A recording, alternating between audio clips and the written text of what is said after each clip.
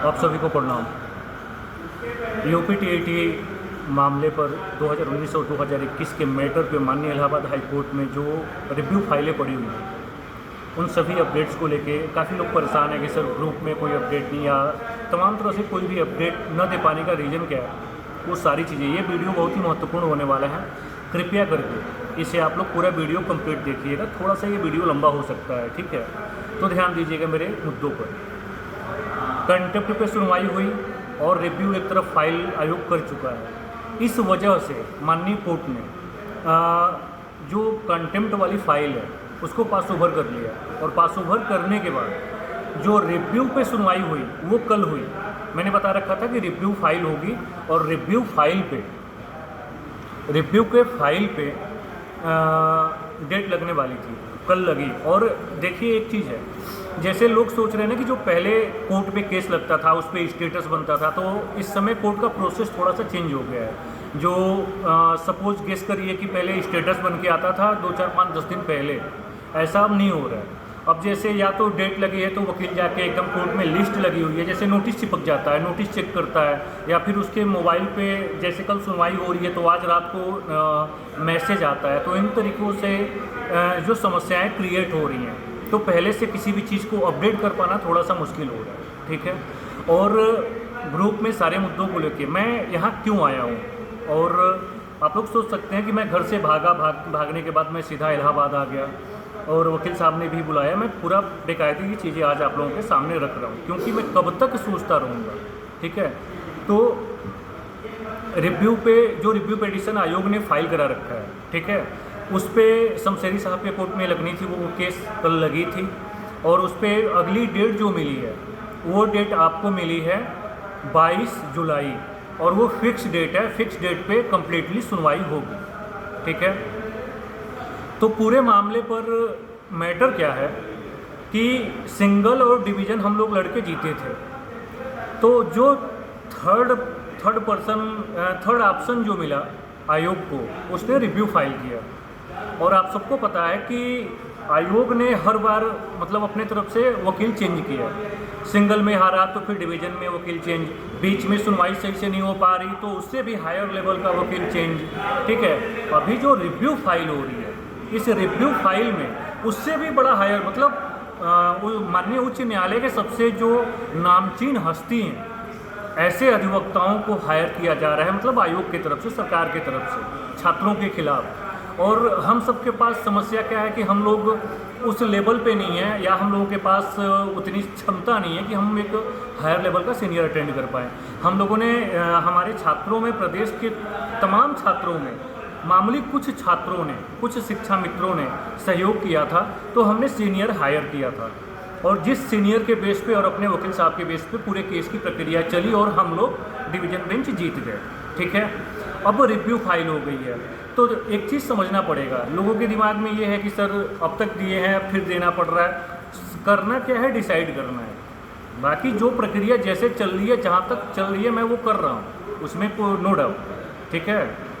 अब पूरे केस में जैसे रिव्यू फाइल हुई तो उसने अपनी नई पिटीशन फाइल करी, रिव्यू, नया वकील हायर किया, ठीक है। इतने मतलब उसके पास पैसा है, हायर लेवल का वकील हायर किया। हम लोगों के पास वो क्षमता नहीं है, ठीक है। हमारे वकील साहब उस चीज़ को एक्सेप्ट कर लिए। एक्सेप्ट करने के बाद सुनवाई होनी है, तो कोर्ट में जो सुनवाई की प्रक्रिया चल रही है, जब इतने बड़े हायर लेवल के जब वकील सरकार की तरफ से खड़े हो रहे हैं, तो हमारे तरफ से कौन खड़ा हो रहा है? हमारे तरफ से लास्ट बचे हमारे वकील साहब, और जो डिवीज़न बेंच में हमारे सीनियर वकील लड़ रहे थे, उनका एक वांड था कि मैं जो डिवीज़न बेंच में लड़ाई है मैं उसके लिए हूँ, और वो भी फीस उनको कंप्लीट नहीं दी गई थी। ये सारी चीज़ें आपको पता है। उन्होंने ये भी कहा, मैंने ये वादा किया था कि अगर हम लोग केस डिवीज़न बेंच जीत जाते हैं तो मैं आपकी फीस की पूर्ति करूँगा।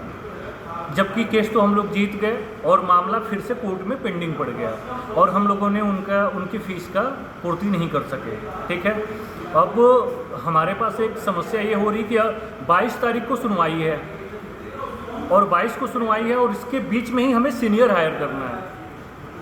तो रीज़न क्या था कि जब मैं गांव था तो वकील साहब ने इन सारे मुद्दों पे मुझसे चर्चा किया था, लेकिन मेरे अंदर ये क्षमता नहीं हुई कि मैं छात्रों से ग्रुप में आके बोल सकूं कि यार फिर से सहयोग करना है। मैंने नहीं बोला, मैं साइलेंट हो गया।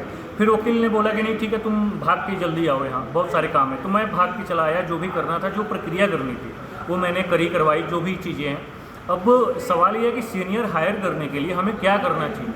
तो मैंने वकील साहब के सामने ये बात रखी कि सर, इस समय जिस तरीके से केस की प्रक्रियाएं लंबी चल रही हैं, सहयोग करने वाले छात्र बड़े कम हैं, और जो कुछ एक आध बचे हैं उनसे बार बार कह पाना मेरे लिए असंभव सा हो गया है। तो उनको यकीन नहीं हो रहा था कि मैं कहूँगा नहीं, और मैंने सच में नहीं कहा। मैं ग्रुप में जा ही नहीं रहा हूँ। मैं भी बड़ा सरदर्दी में रह रहा हूँ। एक तो इतना लंबा प्रोसेस, केस को लड़ना, बार बार सीनियर जूनियर हायर करना, चीज़ें मैनेज कर पाना, मतलब हमारे लिए इतना असंभव सा बन गया है ये खेल कि सबके सहयोग के बिना संभव नहीं है। तो 22 को सुनवाई है, और वकील साहब से लगातार बातें और जो भी प्रक्रियाएं चल रही हैं, लास्ट ऑप्शन निकल के आ रहा है कि सीनियर अगर इंगेज करना है, सीनियर खड़ा करना है सुनवाई पे, तो कुछ खर्च इकट्ठे करने पड़ेंगे। तो मैं अभी मांग नहीं रहा, अभी आज का समय है, मैं वीडियो अपडेट कर रहा हूँ। आप लोग जितने भी कैंडिडेट्स हैं सब लोग वीडियो देखें, सुझाव दें क्या करना चाहिए, ताकि कल को कोई ये देखिए, मेरे तरफ से ये पूरा प्रयास रहता है कि मेरे किसी भी कैंडिडेट का किसी भी स्थिति में किसी भी तरीके से कोई रुपये खर्च ना हो। मेरा अपना जो होता है, जो भी करना, जैसे हाईकोर्ट भाग के आना, जैसे मैंने अपना बिजनेस छोड़ के धड़ाके में बुलाने पे भाग के चला आया, हर कोई नहीं आ सकता। तो मैं जहाँ तक मैनेज कर सकता हूँ करता हूँ, लेकिन आगे की प्रक्रिया जब सीनियर हायर करनी है तो सीनियर के लिए हमारे पास समस्या है। और दूसरी समस्या ये भी है कि अगर हम सीनियर नहीं खड़ा करते हैं तो भी मुश्किलें बढ़ सकती हैं। रीज़न क्या है कि आयोग रिव्यू, देखिए रिव्यू में 99+ पॉइंट ये उम्मीद है कि रिव्यू फाइल खारिज होगी, लेकिन आयोग उसके बावजूद भी इतने बड़े लेवल पे माननीय उच्च न्यायालय में जब वो वकील हायर कर रहा है, वो किस उम्मीद से कर रहा है, उसकी ये उम्मीदें हैं कि मैं इस स्टेज पर भी आकर, मैं जहाँ 0.1% चांस है मैं उसे भी हासिल कर सकता हूँ, इसलिए उसने बड़े लेवल से वकील हायर किया। लेकिन हम लोग क्या करेंगे, ये हम सबको मिलकर डिसाइड करना है। और ये मुद्दा सिर्फ मेरा नहीं, और ये मुद्दा सिर्फ जो मेरे ग्रुप में है वो उन कैंडिडेट्स का नहीं है, पूरे उत्तर प्रदेश में जितने भी अभ्यर्थी हैं सबका है। और सबसे महत्वपूर्ण बात आप लोग ध्यान दीजिएगा, पूरे मामले पर मेरे फाइल पे प्रगति अग्रवाल पे हमने केस जीता था। प्रगति अग्रवाल की फाइल पे जितनी फाइलें अटैच थी उन सब पे ऑर्डर हुआ। अब जो आयोग की तरफ से रिव्यू फाइल हो रही है, जो भी प्रक्रिया चल रही है वो प्रक्रिया प्रगति अग्रवाल की फाइल पे चल रही है, किसी अन्य फाइल पे नहीं चल रही है। तो जो प्रगति अग्रवाल वाली फाइल है उस पर जो डिसीजन होगा, लास्ट निर्णय आएगा माननीय इलाहाबाद हाई कोर्ट से। तो माननीय उच्च न्यायालय से जो भी निर्णय आता है प्रगति अग्रवाल वाली फाइल पे, उस निर्णय के ही हिसाब से सारी फाइलों पे वो चीज़ें ऑर्डर होंगी। तो अब हमको आपको क्या करना है ये डिसाइड करना है। और रही बात सिर्फ मेरे कैंडिडेट्स ही नहीं, जो बाहरी फाइल के भी और भी कैंडिडेट्स हैं उनको भी इस पर विचार करना होगा। और दूसरी बात, एक बात मैं और बता रहा हूँ, ठीक है, इसी वीडियो में बोल के, जो दूसरी फाइल के लोग आते हैं, ठीक है, पूरे केस की प्रक्रिया को मैं लड़ता हूँ, सारी चीज़ें मैं मैनेज करता हूँ। और कुछ ऐसे भी बेवकूफ़ बैठे हैं जो जाते हैं कोर्ट में पैसा देकर आते हैं, और लास्ट में वो पैसा कहाँ जाता है, कोर्ट में आप पैसा देके चले आए, वो तो उनके पॉकेट में, चाहे कोई भी हो। लेकिन जो पूरी लड़ाई लड़ने की प्रक्रिया है वो तो मुझे पैसे इकट्ठे करने हैं और फिर मुझे ले जाके अरेंज करना है, या सीनियर या जूनियर।